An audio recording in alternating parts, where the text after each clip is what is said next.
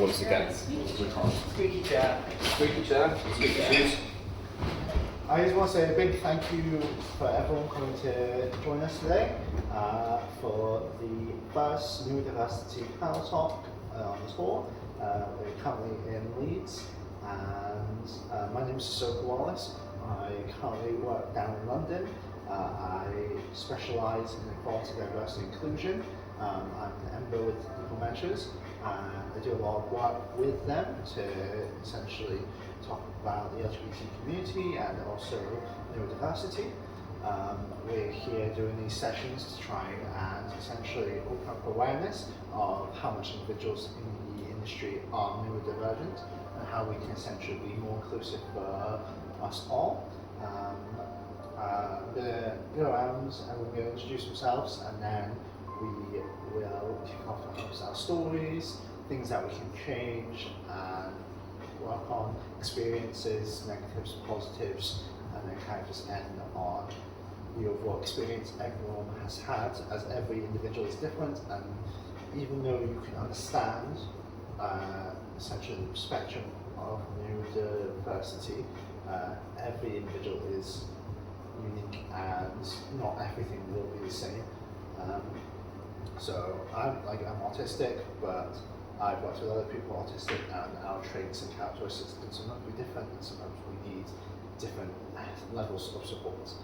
Perfect. We'll have Miley. Hi, I'm Miley. I have been in the industry for about 5 years now. I have, in that time, primarily trained at the Colin Social Bar and Tiki Hideaway in Leeds. I was diagnosed with autism from a very young age, and therefore I masked very well, and a lot of people don't believe me when I tell them that I'm autistic, even though I was literally diagnosed when I was 3 years old, and I was non-verbal until I was about 6 years old.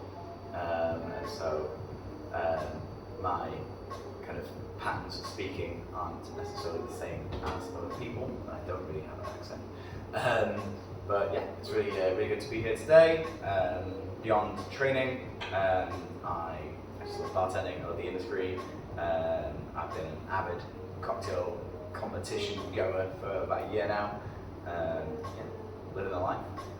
And I'm lucky to be engaged to our other panelists. I'm going to pass you on to. Hi, I'm Blake. I've been in the industry for a similar amount of time. Just moved to Maven here, and thank you for coming down. I've got OCD, which can be really difficult with how chaotic this industry can be, and trying to set routines that is not the easiest. Nice one. And I'm Adam Wilson. I wear many hats. Basketball today. I'm the UK brand ambassador for Basketball Tequila. I run the Leeds bartending community group. I've been in the industry for far longer than I care to admit. We're in about 20 years now. And I don't have a diagnosis. I grew up in a time where neurodiversity wasn't something that was talked about very much, and you had to really heavily display symptoms when I was growing up. And I've realised over the years that there's probably something there, and figuring out kind of the way that I've gone through my career and how I've ended up doing things and the stuff that I really love has really led itself to various motivations and stuff like that. But it's the beginning of the journey for me to an extent, which is eye-opening. But it's really amazing to see how much more open and like discussions like this that we can have, and seeing you guys obviously having got some of the support, if not all of the support that you guys need, and from that kind of like, the one of really showing a great bit of that kind of like elder member of the community, and really kind of trying to push things forward for people that are coming up through the industry as well. It's something that's really important to me. So I'm going to start. I was diagnosed at a very young age with my autism. Some of the experiences I've had, well, I first started bartending back when I was 17, 18, worked at a pub back home in Scotland, ended up moving down to Cardiff, worked as a barback, and I went to join the army, realised it wasn't for me, threw myself back into hospitality, started reading books, kind of really hyper-focused into around the drink, stuff like that, and then COVID also happened and I ended up moving around quite a bit and I couldn't quite figure out where I wanted to be. A big issue is that whilst we have a lot of education and information out there in the industry, it's often not always in the right place. People aren't always forthcoming, and sometimes there's a great deal of misunderstanding, especially on managers, because often within the industry, people end up sticking around for long enough, they'll go into a senior role, but they'll never get that actual training around people management, around equality, diversity, inclusion, and so it can be easily points where they can do stuff that is discriminatory, even if they don't realise. Most of it is because we was essentially an unconscious ignorance, where we're being ignorant about something, but we don't know we're being ignorant because we don't talk about this kind of topics enough. I've dealt with discrimination for being non-binary, for my autism, and essentially I've had managers shout at me, talk down to me, and stuff like that because they think that I don't understand, or the way the information is passed on is his respects, that's it, if you can't learn it this way, then you're out, it's either this way or the highway, and there's no real understanding of actually we can't just do one thing repeatedly by the book. We need to actually sit down with individuals and see how best they can learn. Again, a lot of neurodivergent people are often genetic learners and need to be able to do something. It's one of the reasons why I'm a big advocate. If you're doing a spec test behind the bar, you should be able to do a verbal one and walk through it slowly and actually have the proper time to pick up everything. As sometimes that's what you need. Again, other people might find it easier reading and stuff like that, but I'm very much now trying to bring these topics to light and talk to managers and essentially talk to people in senior positions to change their mindsets, change their attitudes, and kind of think about the relevant hospitality that we're now building up for the future. We'll have a moment to let them talk about their experiences. Yeah, I mean it's fun that you kind of brought up spec tests and training, and that's certainly my area of expertise. And I have, in the few years I've been training at my bar,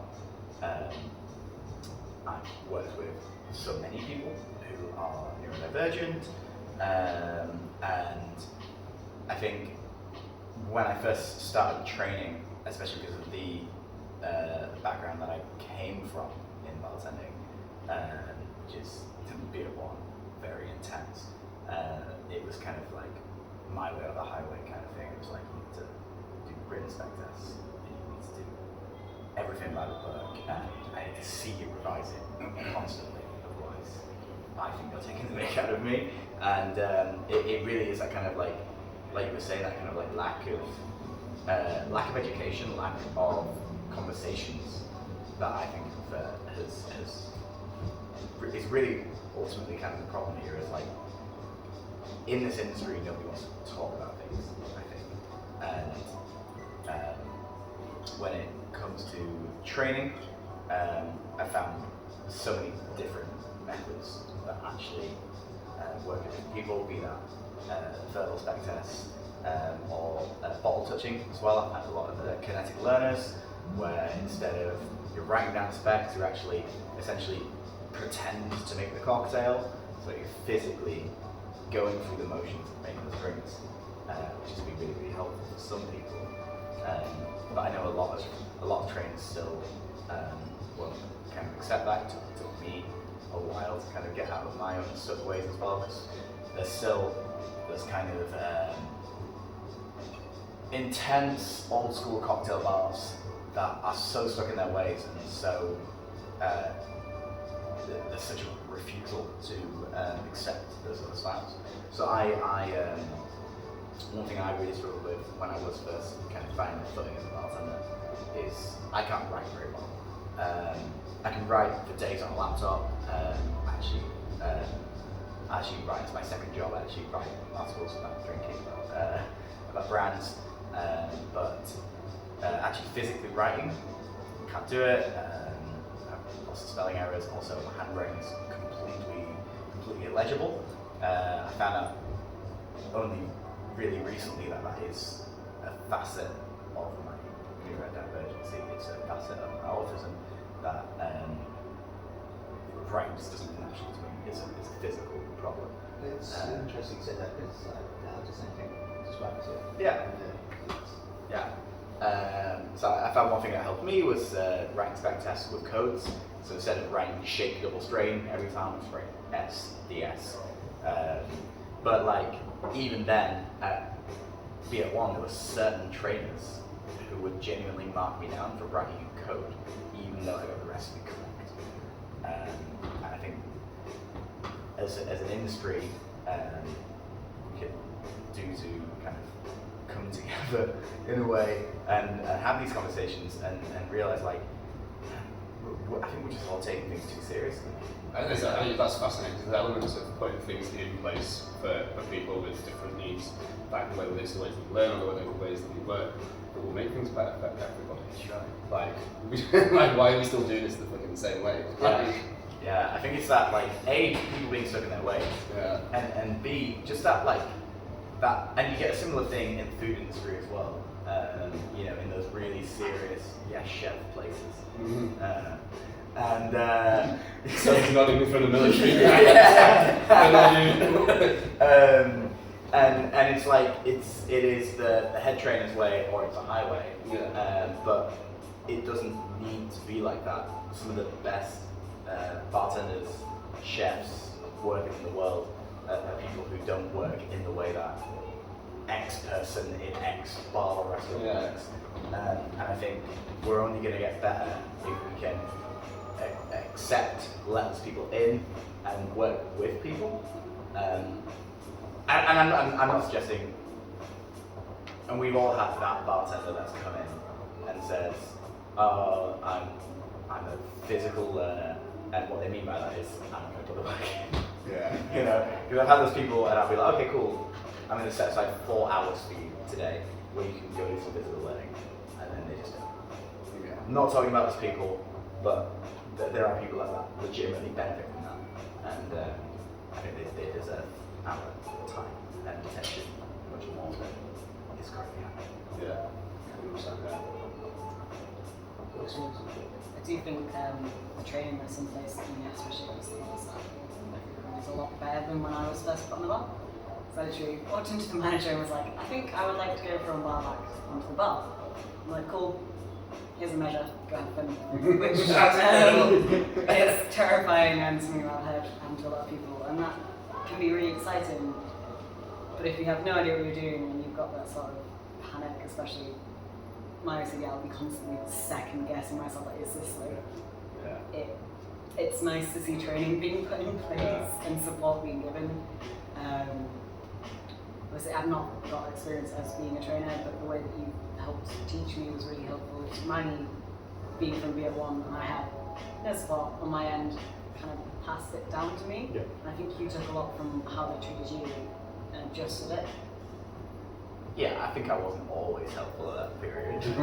But if in the interest of honesty, you know, I was probably a bit more intense than I needed to be for your bar. That's because I didn't understand at that point. Because bear in mind, my first shift at BF1 was when I was 18 years old, so I had no other experience of the industry. Was your 18th in my, it was my 18th birthday, it was my first shift. And in my brain, every bar was like that. And it wasn't until I got out there that I realised that's not the case, and not necessary.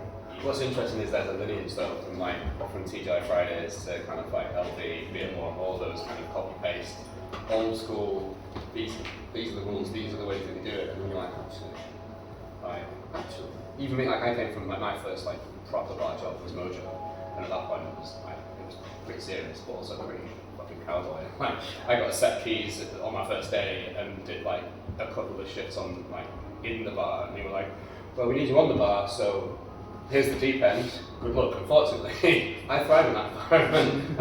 I'm good with chaos, so I was all right. But like, it's not like you just be like second guessing yourself. You might have turned around and never wanted to step on the bar again, right? Like, yeah.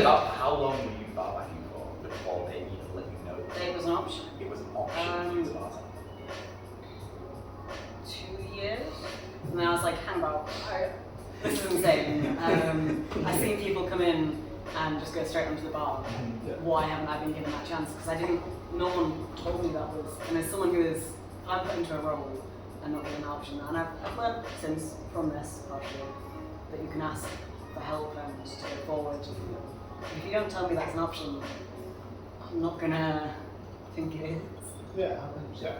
If it's not in your nature to seek those things out, Yeah. like, Yeah. And if you've had bad experiences asking and previously it was something like no or stuff like that or come down, then or I've had it before where I sometimes be a bit reluctant to ask for help because I really got so much going on, or I'm just like, I don't know whether or not this person will do this to the same standard. Yeah. Or whether or not they actually care, or like, will I actually ask for help, will we receive back? I mean, it was at the time a very, very tight one. So I think the standards were the least of their concerns. I mean, on another level, you're probably the best bar back in Leeds now. Right? Like 2 years of hardcore bartending, bar backing at the busiest bar in Leeds at the time, certainly. Also just tired now because of it. we just need a couple of years off. What was your experience of that?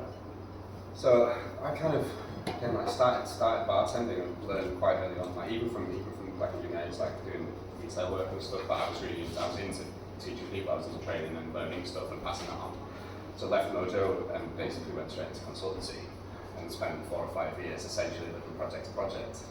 And so you'd have that like 2 to 6 week fucking full power, full steam ahead, menu writing, training in different languages as well, obviously not speaking different languages, but different countries where different people, again, have different educational needs. Not necessarily because of neurodiversity or anything, but some people have English as a 3rd or 4th language and you have to find your way around that. You do physical learning, you do bottle touching, and I was in China for 3 months, I taught a bartending training course through fucking Google Translate.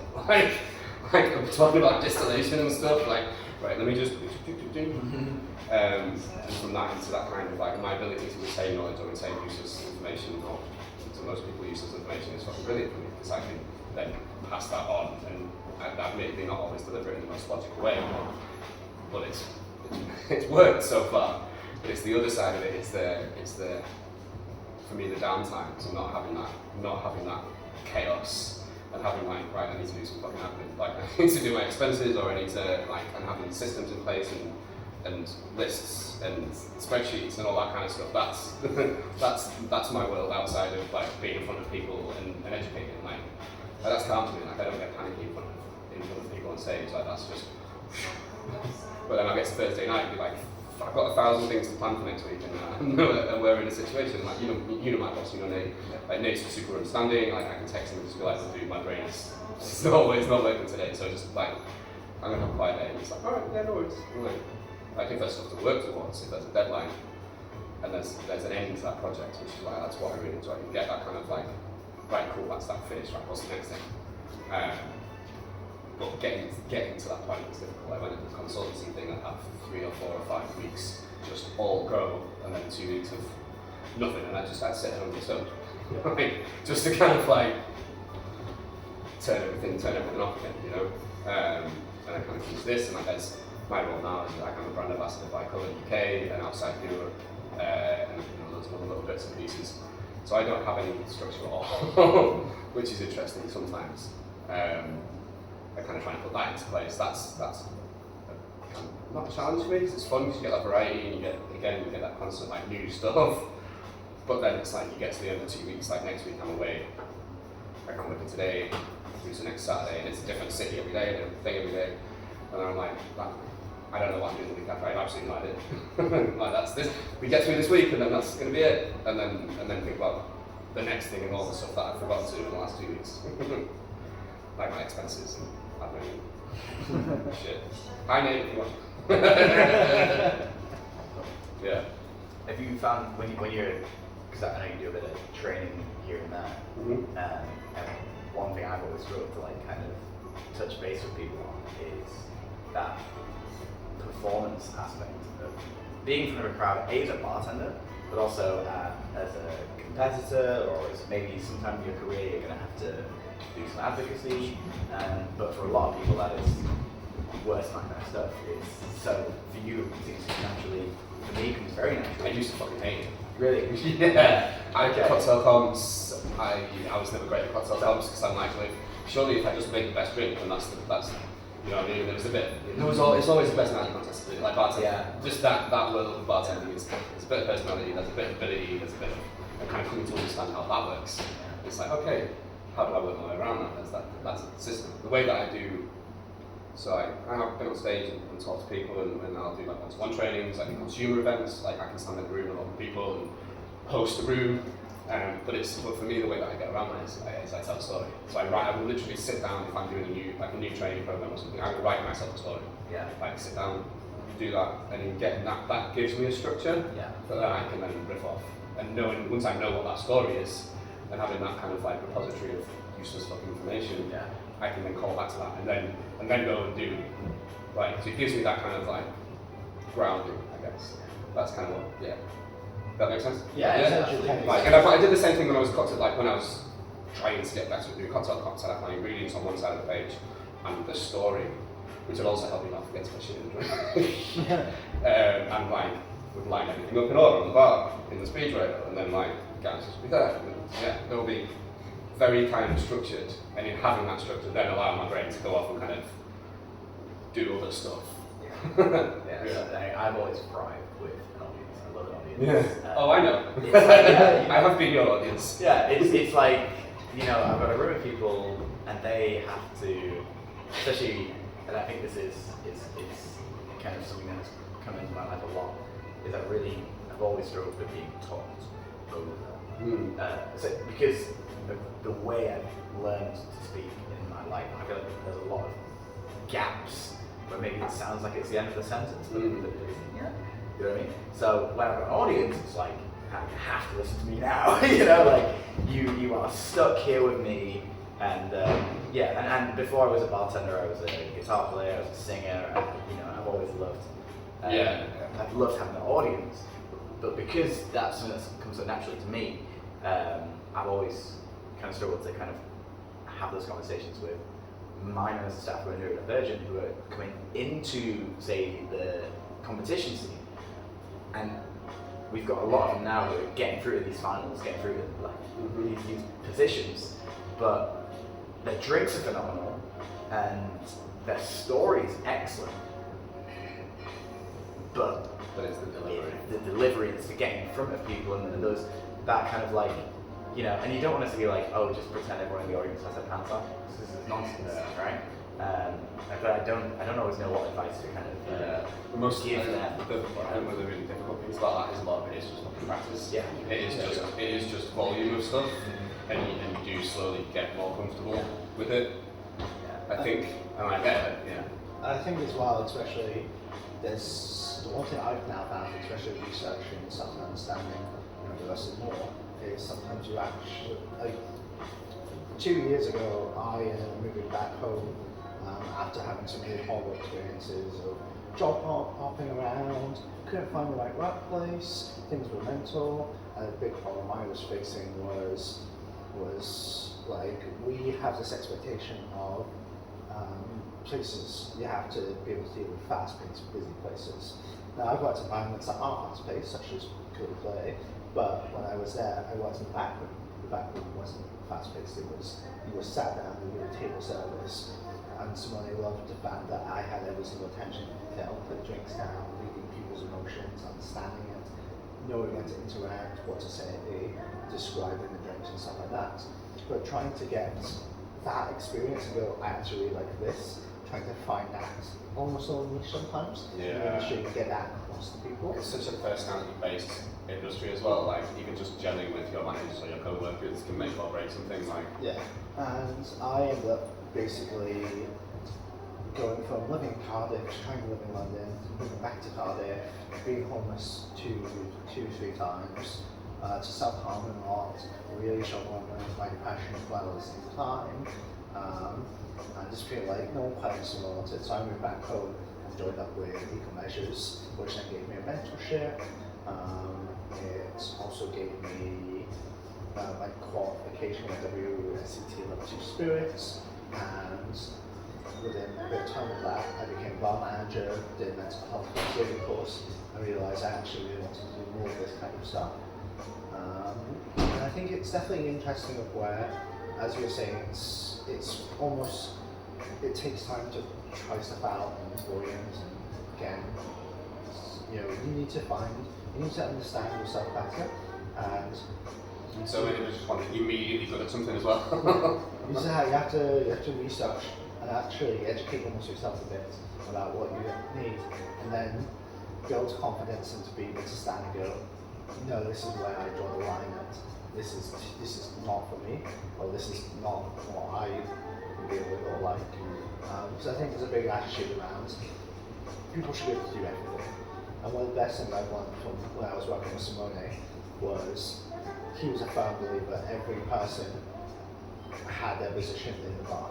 And those positions were important because they all added different traits to the team. You don't want, say, 100 of person A because they're all social party bartenders, great stuff. Yeah. But you need person B who's going to notice the small details, keep that person A right. You need person C who's going to be working the back, just bar backing happily. You turn around, every glass is in the freezer. You don't have to ask. They know. I see this in so many places as well. Like there's 5 people dancing on the bar and nobody actually making drinks. It's like there's that kind of. And like I love working dispense. You can control the flow of it. You methodical. No one would just like you can almost feel no one's going to disturb me. I'm doing dispense right now. Yeah. And it was great. You know, put your party bar Locked to that. Thank you. Someone's neurodivergent probably going to thrive on a service sprint station a bit more because they can just go, I don't have to talk to these people. This is my problem. Yeah. And it is so important to let people try those roles as well. Like I went on a management training course and they were talking about doing aces in places. But if you have one person who's really good at one thing and you always put them on there, and you never let that person really try, they could find that really useful for them to learn that skill, and also it could also be amazing if they never been given a chance. Because person A is really good, really fast, they're doing it, so why would you just giving people those chances to try? I think like my last job I was really struggling with clientele, and I straight up thought like I'm done with, like I'm gonna go back into healthcare, it's not something I think I can keep doing, and then moved bar, clientele change, and it suddenly became so much easier to manage, so much better for my mental health. Again, I think pacing and stuff like that, you know, you're looking at the best cocktail bars where you do have table service, the clientele's different, rather than standing bar going, yeah, I get 2 vodka cokes, mate. And you've been taught into, oh, make sure you upsell this, and this, make sure you talk about the product. When I used to manage a team of 10 people, I used to have to say to them, I'm like, read the person in front of you. If they're looking around, they're not sure, just absolutely spend 5 minutes, 10 minutes with them. If they're coming up, just want a vodka coke, just put a vodka coke, that's it. Yeah, I've like actively steered my career away from customers, even though I was quite a good fast bartender. Like you had to be to work in Mojo, like I was alright, but I realised I was just exhausted all the time, stressed. That like the customers seem to just keep getting worse. And then like full circle. I mean, then I ended up like my customers were hotels and bartenders and resorts and bars and shit. And now I'm like full circle where and now I'm obviously educating bartenders again, but also working with consumers again, working with guests again, and being like. But the interaction is very different from being a bartender to being a BA or being someone who's hosting a dinner. You get it's a different dynamic, and I quite enjoy it. And I enjoy getting back to the bar again now and then. Like it's good fun, but I don't think I've ever get back into that place. Yeah. So like something that I'm working out towards is moving away from Park. You're just figuring out what you want to do. And essentially, a lot of the work I'm now doing is building steps towards that. But I think I hate this idea that the industry is a big role-person industry. I think there's some. If I knew from a young, actually, interestingly, if I knew I was neurodivergent and understood, there's a lot of labels out there now. But if I understood my autism better when I was younger, I would have had a much better school experience. I probably would have left school with some better qualifications. I would have actually maybe be able to go through college properly and actually get a higher qualification of education. Because I struggled academically, because when I was writing stuff, the knowledge was fine, but it was the way I've written it isn't the thing. And again, when we look at education within the industry, if I understood better WSETs, well actually some of them, like level 2 for example, spirits, is actually really helpful, and it's just a nice way of understanding spirits better. I probably would have gone from trying to work towards that in my a couple of years ago. But I think essentially just having mentorships, qualifications, and actually, well, you can be sommelier, you can go to spirits and cocktails, you can go really to beers, be a barista. I think actually paving out a bit of the roads you can walk with the education there, the mentorship, the community, is something I'd love to see more. Is there anything you would like to see more from the industry? I think for me, I just want more support, kind of aimed at dive bars specifically, or those kind of bars that often get overlooked in the industry. So I mean, in Leeds you've got your amazing bars, you've got your Navys, you've got your Tabula Rasas, your Below Stairs, Watermarks, Rowan's. I can't mention them all. Leeds has got so many amazing cocktail bars. Leeds also has so many phenomenal, really, really busy, dirty little party bars. It's like boozes as well, like pubs, man. Pubs, 100%. When do we ever talk about mental health in pubs? But I know, obviously, I can only talk about the lens of my bar, TV Hideaway, where every day past midnight, you're 4 deep at the bar. You can't move. Doesn't even on Sunday, Monday, you slam all the time. There's no breaks. If you're neurodivergent, it's go, go, go all the time.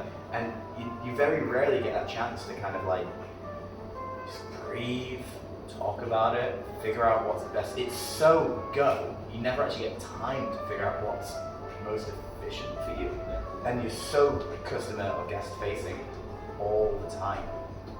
So I guess After shift, what? After shift. After shift, 5-minute after shift that we used to do in Yeah. December was amazing for morale. Having everyone have just 5 or 10 minutes, just air out what was your best bit of your shift, what was your worst, how could you feel more supported. It sounds like such a simple thing to do, but it made such a difference. That sounds like the kind of thing that at first people would be like, oh, that's a bit and then as you sit down and you start getting shit off your chest, it's like, actually, this is great. It only started because the aircon was broken and we were like, it's so warm, let's just go outside. Go outside. And then we were like, Have a cigarette. I love that. Victims of circumstance. You effectively brought that in. But it was so handy at the time, because it was just you'd have these violent shifts in December, where it was 5 p.m. till 4 a.m. just slam. And the thing is with tiki bar as well, you're not just slinging double pocket cokes.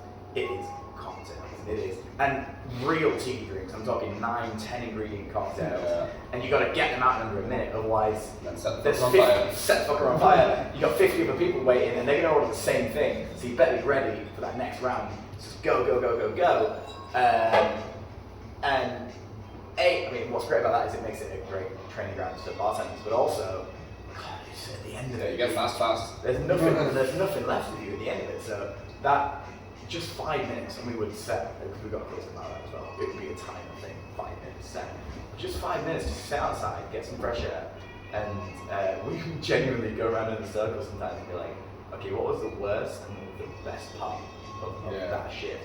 And just getting all that out, that chance to breathe and decompress after a shift, it really was everything. I think it's a great way of being able to get agreement on someone's off your chest without it coming off as an aggressive almost that way.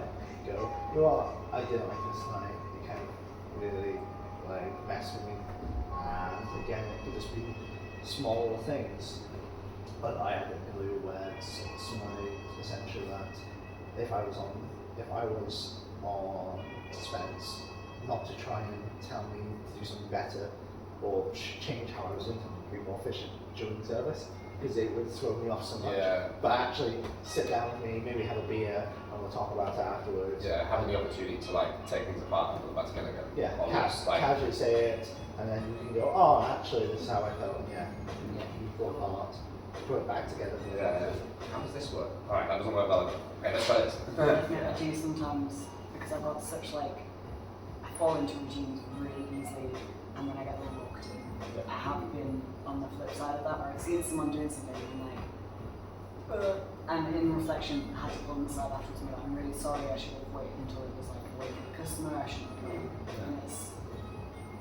And it's such an important thing to break it away from service, but that we have those conversations. I think it's also especially when you're a manager yourself and your more senior managers told you off because they've done something, and then you have to then go, well, do I say something right now? Do I? And sometimes I've had it where I've instinctively said something not meant to. Like I've shouted, I've shouted at someone for throwing a tub of salt because that salt's £15. And they're just chucking around and like, it's just gone, what are you doing? Don't do that. And like, I feel horrible. What have I done? What is the context there? Why are they throwing the salt? They were just messing around. it was a bit quiet. They were upstairs, so it was just messing around, doing a bit of flair. Yeah. They were 50ing Salt flare. They were Salt 50 flare. they were 50ing a tub of like molten sea salt Yeah. each other. But the problem is the tubs were £15, and we got in trouble the previous week for overspending on our food budget, Yeah. and so you're like, and he almost dropped it, and I just. I think the other side, like, why don't you first? No. We're all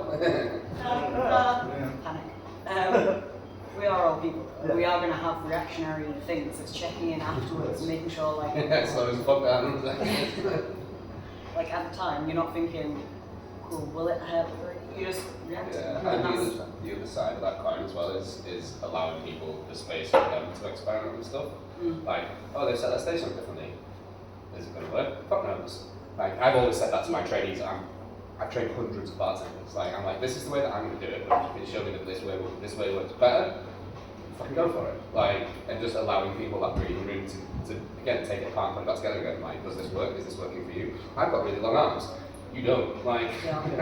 I've done like guest shifts in places, and I'm like, why the fuck are the straws all the way over there? Like, has anybody stood for a second and thought about how this works? Like, I liked having two tequilas and a sweet ale and this bottle positioned here because I'm more likely to instinctively grab, say, a Valita Cascabel wine in my hand was doing this motion. And instead of the bottle being like over here, I'm like, no, I need it here, so my wings. So I don't have to look down, I'm going to grab it instinctively. Yeah. I should like shuffle things around for like African Mojo. Back in the day, it was Long Island, like loads of Long Islands. I'm like, it's the 4-bottle pot, bang, there we go. Like, that's how that works. But it doesn't work for everybody. But that's nice. Yeah. But no, as a sort of talk about experiences, anything kind of negative that you never want to see again? Yes. Long Island's. Like, the biggest drain on my mental health is the Long Island iced tea, quite frankly. I've got a follow up for that. 1 litre bottles of Absolute vodka. There was one time, this is an unrelated story, I'm really sorry. But it's funny, where Tangent the fuck away. December shift, and we totally ran out of vodka. I'm talking 86. Tried to steal from a sister bar. They didn't have it. Every single guest just wants vodka, nothing else. And we're like, oh, take all the vodka oranges. Well, you can't. We're a rum bar. We've got rum. Please have some rum. No, I want vodka. And we're all stressing out. Everyone's flapping. One Customers bartender's are getting more in and more tears angry. and angrier and angrier and angrier. And then the general manager arrives, and he has like I don't know where he's got it from. Like 2 a.m, a 5 litre bottle of Smirnoff vodka. He goes to the bar and he goes, "I have vodka," and literally everybody like genuinely cheered. The crowd. And- Wow. Yeah, we still have that. We use it as a money jar now. We still have that bottle of vodka at home. Yeah, sorry, that's not about neurodiversity at all. But it's I kind of feel like it kind of is. yeah. You kept the ball. Just like, well, this was a traumatic experience, but we're going to put money in it now. That's in the wedding fund. Yeah. So no, in terms of negative experiences, I guess it's mainly staff, and I found normally pretty good, to be fair. I feel like in this industry, there's a sense of we're in it together, right? Yeah. But the guests, I think I feel like maybe this training, as great as it is for the industry, I wish I could say all this to a guest. Yeah. You know? Yeah. Like, you guys, you kind of know. You don't know, but you're on a level. If I told you this face to face on shift, you'd be like, cool, that's fine. Yeah. But if I told the guests this, they might be like, I just want my fucking vodka, orange. Yeah. I want my Long Island. And, you know, you're there having a nervous breakdown behind the bar, but I just want my Long Island. And it's like they don't see. Yeah, you almost want the cat to be like, I'm fucking ADHD, I want to give me a fucking break. Yeah, Like, to like, like- fuck out, dude, we're not like alive. It's like, dude, I've just served 5 people in under a minute. It's just a drink. It's just a drink. Yeah. I guess that's what it is more than anything. Is I just want people to realise it's just a drink. You'll get your drink. You get charged the price that it is on the menu, and it's all going to be fine. When I went for the Alchemist, I had one of my colleagues who was a 2-step stepladder fall off, ended up basically fucking twisting his ankle, tried to stand up, and I realised the actual sort of fucked his knee. Pain was so bad he felt unconscious, smacked his head against the sweet bell, stopped breathing. Luckily we got a fucking defib kit, brought him back, it was fine. People were still at the station trying to order drinks. Like, passengers was dead on the floor, and we started guests trying to be like, yeah, can I get a lot of coke, please? No, like, head of ops over him trying to do CPR, like, fuck up, like, just watching them being like, what are you doing? And luckily the head of ops, the bar, was also on the spectrum. And queer, it was just like, Remember the first day, bro, was like, yeah, just done it, cool, we've gone back, and we'll tell these people to get the fuck out. I once bled into someone's margarita. Beer one. I was, you know, I had the drink fully made. No, I didn't. But I had a drink and a half made, and I was so busy, I'd forgotten to chill the glass beforehand. So I'm like, okay, turn around, grab the coupe, and I put it down to put some ice in it. And as the coupe hit the bar, it slit in half and splashed across my hand. And as I pulled back, I started bleeding so fast it went into the tin on the way back. And I'm like bleeding, I'm holding my hand above my head, like dripping, and I'm like asking my manager for like a bandage. And the guest, no joke, turns to me and goes, are you going to finish making that drink? I'm like, It's got blood in it. what do you want from me right now? Like, I literally am pissing blood, and you just want margarita. You know, it's like, give me a minute. I'm gonna get somebody else. I mean, obviously I got further away. Give me a minute. I'm gonna get somebody else to make you the margarita. You know, but like, just let me patch myself up. Breathe. It's just a drink. You can wait 5 more minutes while the bartender doesn't bleed out. The crazy thing is that comes from that expectation, and it comes from like an early age as well, particularly in this country. Like maybe not so much in other countries, but like we are there to serve. And there's within our industry, there's that culture of just like smiling through the pain, whether it's physical, whether it's mental, whether it's some kind of combination.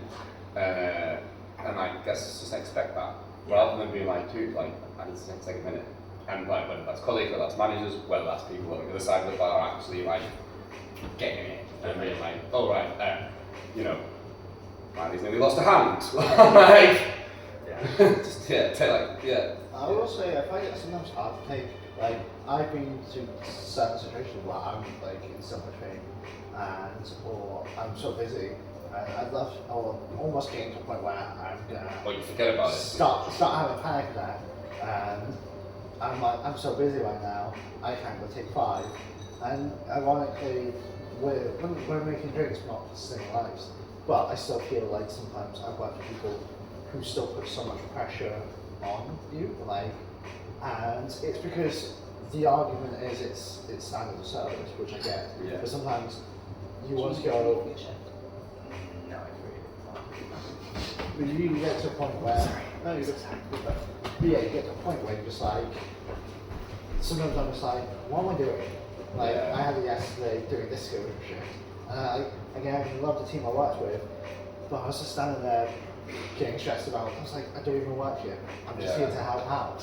For me, a lot Dennis, of what the we time doing? it's back to that, like, this is how we've always done it, and I'm like, as a fucking old person now, I'm like, we don't have to.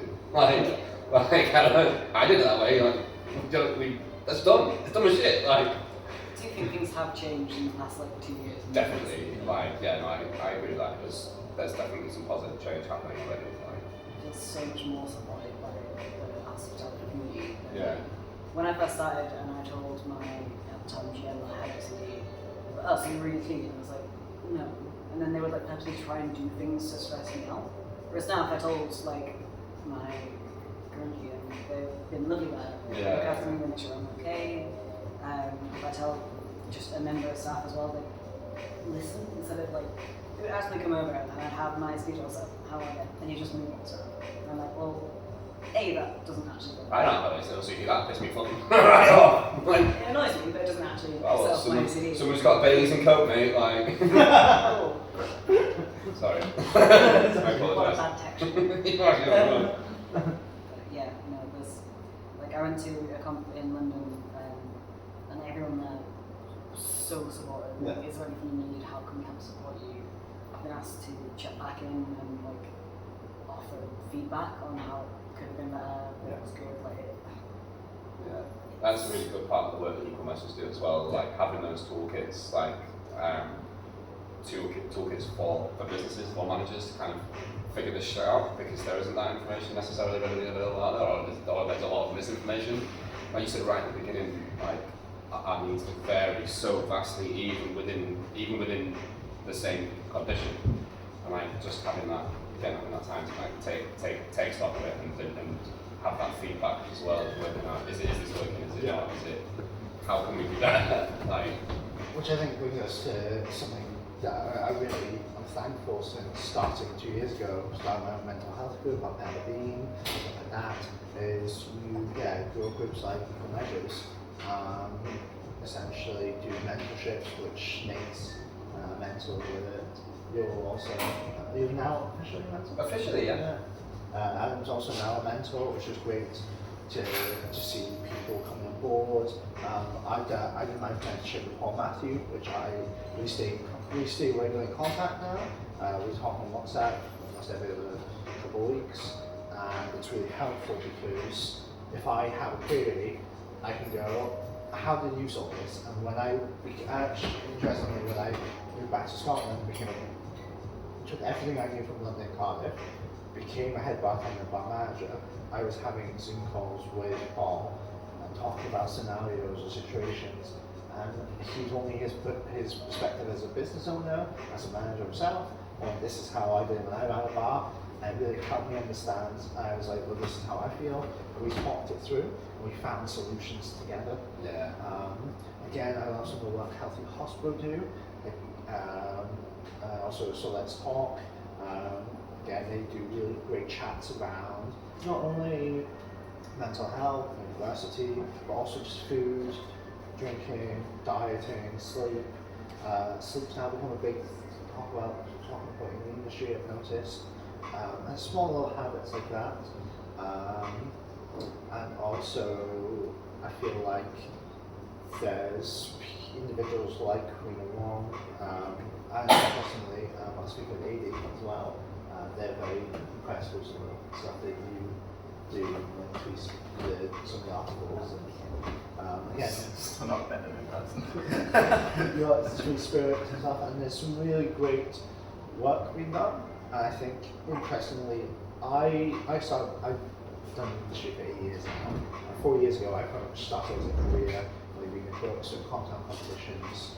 I'm very thankful for actually with you.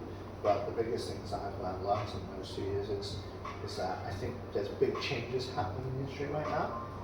There's a bit of uncertainty with economic full start, bars closing, bars staying open, but I think in social areas of the industry and where we're looking for in the future, I think there is big changes coming along.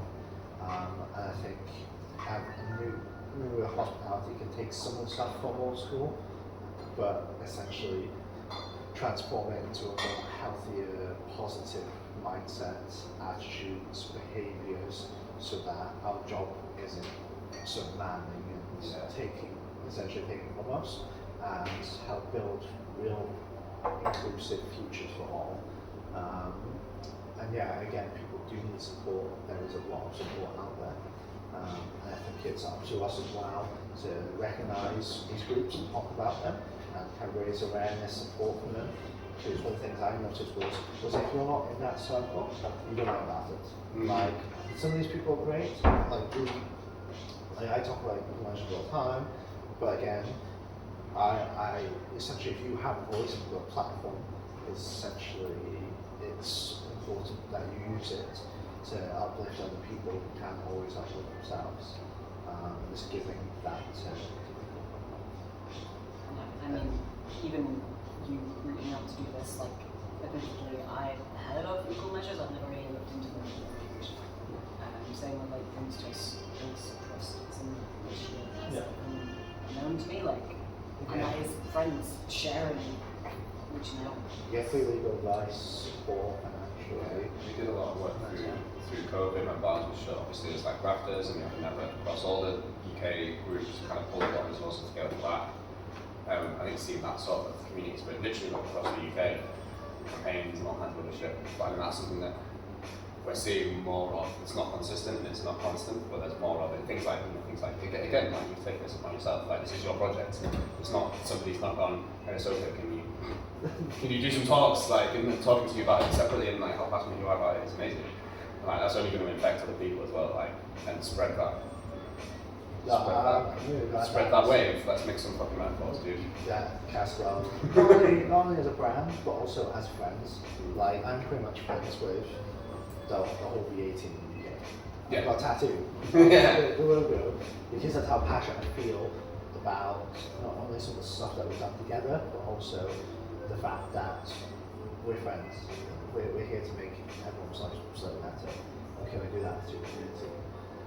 It's great to come up to Leeds. Good to have you. Yeah. Again, is there anything like support-wise that you've seen that you really like? Yeah, I mean, if I have to shout out anyone, it would be the free drinkers and Amy and Sophie as well, who essentially it's the first year that they've done it, but it's going to open up again next year. It's called Drink Inclusive. So essentially it's mentorship you can apply for. I really didn't think I was going to get through to it when I applied, and obviously, luckily enough I did. And essentially they will tutor you through and pay you for, because you should always pay for the work that people do. And Free Drinkers are fantastic about that as well. Is they will work with you to do 2 articles a month on their website, and they will also support you through level 2, level 3 WSET, wine or spirits. I got to work at London Wine Fair, helping out on some of the presentations that day, and I've also just worked with some fantastic drink publications like Jancis Robinson, Bar Life UK, and even the Independent is coming up as well. Yeah, it's cool. So big fan of Bar Life UK. They've been so supportive. As soon as I've done this, I've reached out to Andy, who's just written up an article. Again, That's when annoyingly talented artist. Yeah. Just bought some of his prints the other day. Yeah, and again, it's just great to have people like that. You can go, I'm going to do this, would you be interested in writing afterwards? I get Yeah. There just needs to be just more of that, more of what the Free Drinkers are doing, more of what Bar Life UK are doing. I'm glad you brought that up because I've not heard of them before, so that's going to be Free on Drinkers. my list of like people to support, you know what I mean? Like, Check them out on, they've got a TV show on Amazon Prime. no shit. Yeah, I think maybe it's 2 seasons deep. talks Pretty cool. about wine and stuff like that. Yeah. If anyone wants any links, just let me know. I've got a full, essentially, link tree on my Instagram bio with every organisation, podcast that is doing something that is relevant to neurodiversity, mental health, EDI related. And the Drinks Trust WSET and Wine Spirit Association are working together to put together a big program called Drinks United. I'm on there as an advisory council member along with 20 other expertise, including AD, Green Wong, Vicky, from Legal Measures, and we're essentially going to work together to help make better safeguarding, equality, diversity, inclusion, and support organisations such as the drinkers and stuff like that, so that everyone can get easier access to that, but we can also put a bit more, essentially change the future for better by working together. Yeah, anything you'd like to see the? I think we covered most of it, you know.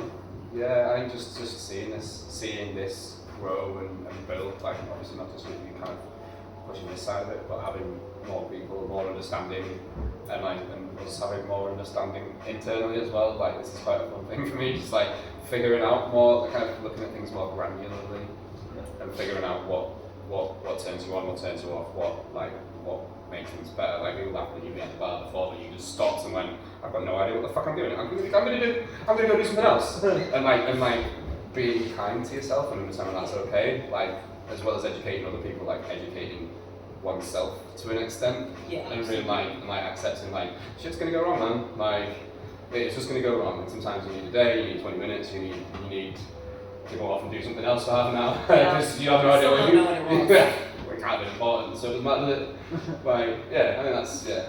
I think self-prejudice can be real. Like, sometimes when I get too overwhelmed, I go non-verbal. Yeah. I used to properly beat myself up for it in Yeah. a customer-facing role.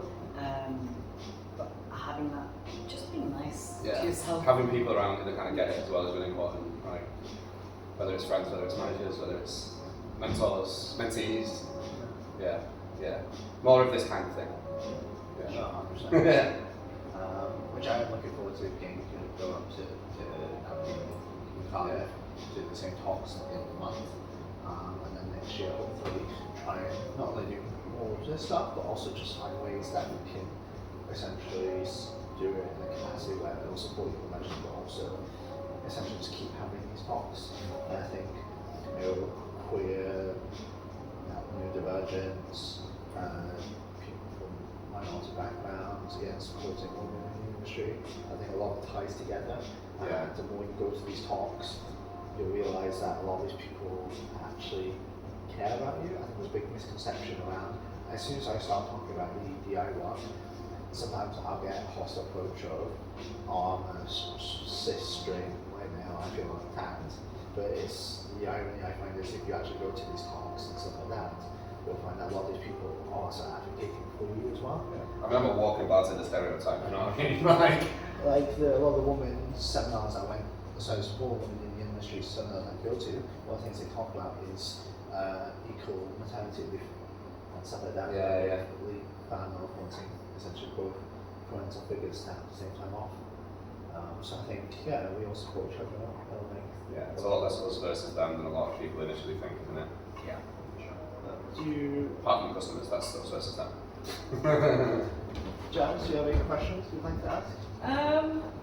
Kind of. It's not really neurodivergent centered, but so I don't have a sense of smell. I was born without one, and for me, getting my WSET level 3, and there's certain competitions, not naming names, that have a smell around. Where I was told we're just gonna have to use 0 marks, but you can still maybe win if you do well in the other rounds. I'm kind of wondering what kind of how the industry can kind of work itself to include people that have those sort of sensory impairments, but still want to succeed. I mean, how the fuck have you got this far? That's one question. That's Yeah. incredible. I did not know that. I tell if I'm doing a comp, I never make it known that I can't No. smell, because I don't want people to look at me and be like, oh, that's really nice for someone that can't smell. Yeah. Sort of in the same way Yeah. that someone Good for you. oh, I would never have guessed you were autistic. It's a backhanded compliment sort of It's such a thing. funny thing. Why are you so weird? I'm autistic. No, you're not. You're too normal. It's Yeah, exactly. What? Yeah. Yeah. So that's my open-ended question in a way. Gears are turning in my head. Not quickly enough though. I'm thinking. What competition required you to have? I don't want to name it. You want to name it? We're not live streaming, this is recording. But, yeah. It was UBC, Monkey Children. Really? They had a smell test round, Right. like remembering people's orders and stuff like that. What were you smelling? It was Oh, like not smelling. it was 10 separate spirits or liqueurs. Luckily, I had a friend there who was not doing it, who wanted to do it for fun, and he thought she was, so that I could try and get something, like some points. Okay. Deservedly that. I didn't win anyway, I but don't know what you're talking about. yeah. And yeah, WSCT has like taste rounds and stuff like that. Yeah. Where like there's a lot of like wine exams depend a lot on like smell and like Yeah, oh yeah. sensibilities. When you get to that, like past like level 2, you're getting into like 3 of the masters and whatever they call it, like it is. So much of it is tasting and smelling. Yeah. Yeah. I mean, I guess I mean, I think we attribute so much to smell in the industry. You know, people always say like, oh, it's this much of taste, but we actually see it that it's, in my opinion, not necessarily as true as it's made out to be. Yeah. In terms of there are so many things that communicate flavour. I mean, some might argue, and I would be one of those people, that the way a drink looks contributes as much as the way a drink smells. Yeah. Do you know what I mean? And I feel like to include something like that in maybe a competition or you know, or WSET, I think maybe there should just be alternatives, or at least it's consideration, isn't it? Like, is there an alternative? Is there there an alternative solution for this? Yeah. Because none of us have come up with right now, but there probably is somewhere, right? Like, And the alternative solution should not be, okay, well you can't do it. So no. yeah, that's not. Like, Yeah, that's- Yeah. that's not. It's Like, kind of just like- like not count that category, and they're like, Yeah. no. Because That's anyone what knows, you mean. anyone who knows you make a delicious drink, right? And that's an objective fact. And if you do that without smelling, and that is avid proof that you don't use that in Yeah. order to make a delicious drink. You make a delicious drink. So I guess that there is work that clearly needs to be done in terms of how do we communicate that to the guys at WSET in terms of, okay, you can't smell that wine, but you can do is you can see the legs, you can tell us about the colour, you can tell us about what you taste. Because taste is so personal. The thing is with smell and taste is That's it's, another thing where you have like rich and structure as well. Like Yeah. I've had arguments with the WSCT people being like, you can't smell, you can't taste oak, and I'm like, I fucking can do that. Yeah. I choose a tree. Literally. I know what it tastes I like. literally can taste that. You're telling me I can't, but I do. That's what I'm Because it's not in tasting. the tasting notes. It's the same with any tasting I've been to where the worst tastings I've been to are the ones where the person running it tells me what I should be tasting, as opposed to asking me what I taste. Yeah. Do you know what I mean? And I suppose maybe things could be restructured so that instead of it being based on their tasting notes and correcting you, it should be about the sophistication of your notes and the justification for them, as opposed to their assumptions about what your taste is like. If that makes any sense. No, that makes sense. And there's yeah. benefits of both approaches as well. Like part of the WSCT because it's formalised and it's a way of assessing things essentially. Yeah.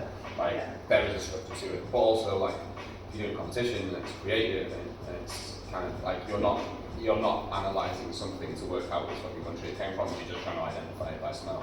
Is there another way of identifying that? Like you said, is it visual, is it colour, is it just fucking consideration, like Yeah. 100%. And I'm like, it was only like black glasses as well, so you Yeah. couldn't see the colour, and I was like, buddies! Hey! guys, do we're a gonna have a rest. problem here. Yeah. Yeah, but even just even just allowing you to skip that round, whether it would be with an average mark or whether it's based on the scores from your other rounds or like Yeah. another way of figuring it out, right? Like And is anybody else going to be like, oh, Jazz didn't do the smell round because she doesn't have a sense of smell? What a bitch. Like, that doesn't make fucking sense. Like, nobody else in that room would have been like, oh, fuck you. Like, I think one of the reps actually like tried quite hard to like advocate for me not doing that round, and whoever was like in charge of it was like, nah. So, again, I think this is a big issue as well. It's great when you have some VAs being out for thinking, yo, you're right, what we're doing, that's really stupid. And again, things just being so rigid. But I think voicing that repeatedly, talking about it and experiences, and it can be very difficult calling out sometimes.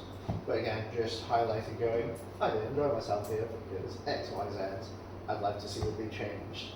Like, I was at events last week tasting kind of US spirit, and it was a lot of fun, but they put 6 classes within 2 hours and 30 minutes of each other. So we were essentially went from started on the 6th, next one was 6:30, and the classes were like half an And hour it was all each. loud. So So crowded. it's huge, isn't it?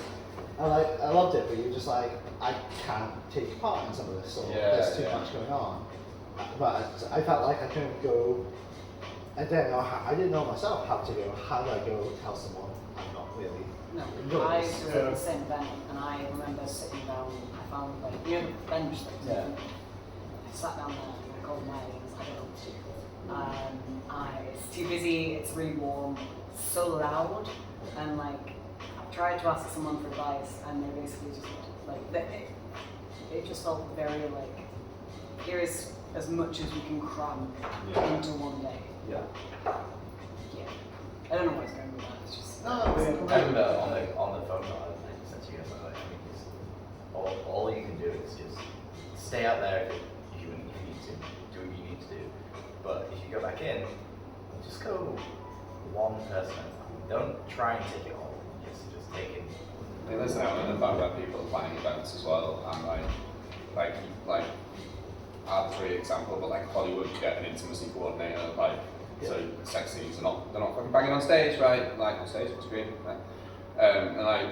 And when there's so much work done to like we do non-alcoholic serves now. Like that was never a thing when I started going to tastings. Like you want to not drink at this training, like that's crazy. And now that's the thing that we've moved on to. It's like when we're planning these events, can we not have somebody, even if it's not somebody who is autistic or ADHD or whatever neurodivergent we might have, like just somebody who understands that and is there. It's their responsibility, whether they've got 1,000 other responsibilities as well. There's somebody just there with like a mental checklist or a real checklist, just being like, is this going to be a fucking problem? Can we find a way around it? Like if someone, when they were planning the UBC, actually went, oh, shit, maybe like I don't know what percentage of people in the world don't have a sense of smell, but like we're short-sighted, like that's a disability, right? Like I can't see shit without my glasses.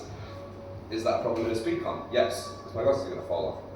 I've gone on a tangent. But you know what I mean? Like having someone who has those needs in mind and just stops and considers it. Like if somebody stopped and gone, there's 12 classes, one only hour every half an hour and it's going to be fucking heaving. Like there's a lot of people in the world with anxiety, there's a lot of people in the world that don't like crowds and noises, and like whether that's a neurodivergent thing or whether that's just uncomfortable people, like again, think about it for a second. You know? on the Monday, I ended up meeting Blake in the loop because the team that they were out with decided to go, let's go to all these like bars and have drinks, which is fine, you're social, but you go to some of the busy bars and you're like, I'm really comfortable and now I have to sit here in a room full of people. So because I live next door to the loop, I always just go out to keep with them.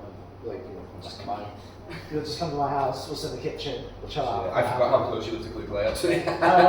We literally just sat in my kitchen until they were like, cool, we're good to play Clay. And I was like, walked down to play Clay. And they're like, we've had a lovely evening now. That's so sweet. Because I was like, I know how busy it is, I know how much. It's so noisy, you can't have conversations. Everyone's just like 5 drinks in. Like CC as well, when you're sat in the booths, because there's like booths around the side, like if there's people stood up, you can be a bit like how about that when you're like, there's a fucking crowd of people and I've got a man's ass in my face, like I don't like this. No, 100%. Again, it's just changing, like, I would never want to change, like, drinking aspects, but I think definitely looking at how we spend our evenings and what we do to actually make sure everyone is having a lovely thing. Whether or not we send out little notes beforehand going, what would make yours more comfortable? Check-ins. Yeah, like, Check-ins are really useful. Yeah. Having the space to like design like, is everyone still okay? Yeah. Or even that, like, there's always been like that strict idea to be like, we all stick together. It's like, actually, like, we're all grown-ups, man. Like, there's an element of respect to the people that have organised that plan that trip, but at the same time, it's like, you're not just going to take an hour, like, go get some fucking noodles or whatever, and meet us at X place, and having that, but also making that clear that that's an option, rather than, again, like, going back to your bar backing, not realising that bartending was an option, like, if at the beginning of the thing, it's like, this is our timetable, this is where we're going to be, if you need some time, or you need somewhere else to go, there's a great coffee shop, there's, you know, the Soda's house, like, and having those alternative things when you're thinking about planning this shit, like, and I think we can get to that, you know what I mean, because it's like, right, let's go, let's put everything in one place and try and It's the best. slot things together. Yeah. If you want to show people. Yeah. Of course, it's naturally, but Other questions? Everyone's staring at me. Yeah. So I don't work in the industry, so this is really interesting. Oh, yeah. So I'm self-employed now, but I used to work corporate, and if it is any consolation, I'm not sure if it is the same everywhere. Like, it is exactly the same. I used to work for Northern Rail, so big company, you'd think they have a lot of policies and procedures in place, and No. absolutely nothing. No, I was just like the problem child of my department, rather than anybody ever going, Cara. you're still the problem child, now you just run the business. Well, that's it. I made my own problem. But yeah, it is the same.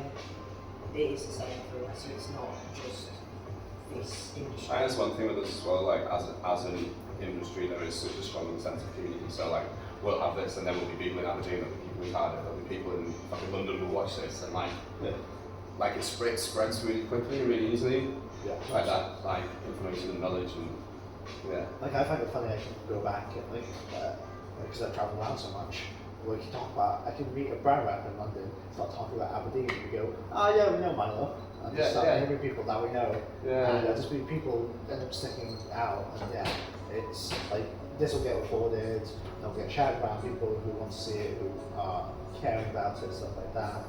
But again, it'll quickly spread around, essentially. Things that we talk about, but then go, I really like this. Or I've had it where people come up to me and go, okay, actually, I've got autistic staff member, I'd like some advice. Yeah, I know there's a few people that haven't been able to make it today for whatever reason that have said to me, like, I'm missing that, like, whether it's childcare, whether it's, you know, they were working until 6 or 7 in the morning, which is its own little section of issues, isn't it, within our industry, but yeah. I think there will be more people that view this at a later date, and, you know, when you do the next two and continue on down that line, there's more people talking about it, just fucking snowballs, right? And that's the idea. It's at some point, like, Because I got the idea when I was sat in London, so listening to someone, I'm like, this is great. Why I are was we doing not so well recording not this? swearing on this for the first 20 minutes, and then, anyway. Yeah, and I'm like, why are we not recording this? And like, some of the things I watched, I went, like, I'd love for people back home to watch the talks they had today. And I went, yeah, let's just record this and just go, oh, I missed it. Oh, don't worry, because there's a video, go watch it. That same like university bullshit, like, well, if you went to the lecture, you don't get the video, like, sorry, dude, I was too anxious to leave the house, so, yeah. In my case, it was, sorry, dude, I was too remote to leave the house, because I was working, or whatever. But no, I just want to say thank you all so much for taking part, being here. It's very much appreciated. Again, we've got some heating drinks on tonight, Caswell, Comstock's, Flies, because non-alcoholic stuff is important. But whiskey, tequila, my two loves in life. But no, again, big thank you for Riley, Blake, and Adam for coming forward, talking. Like, it's really appreciated as well. Yourself and that platform and showcasing and sharing your journeys and stuff. Because it's definitely super interesting to see where everyone is on the journey and different things that we have, and again, different levels of diversity, things that we find similar but also different at the same time. And it's why we can't use the blanket approach to things. It's just doesn't work very well unless there's only like in standard service of where how you greet people, sure, absolutely, but actual training looking after not only staff but also again how a guest says something to your staff member, how do you react? Again, making sure you take all little things into consideration. And also just educate yourself. Like this book, there's some really good knowledge. You can measure has work packs that you can get. They also do quality diversity inclusion training, which you can essentially get your company to pay for, because you should all have EDI policies. Again, if you want to making better change isn't about doing big things, it's about the small steps in life and smaller actions, and essentially, going around to your boss going, what's our quality diversity inclusion policy? Can we make it better? And you actually empathize with your colleague. It's great. Thank you. Thanks, man. Yeah, killed it. Thank you. Right. Let's see. Out. You put that table there.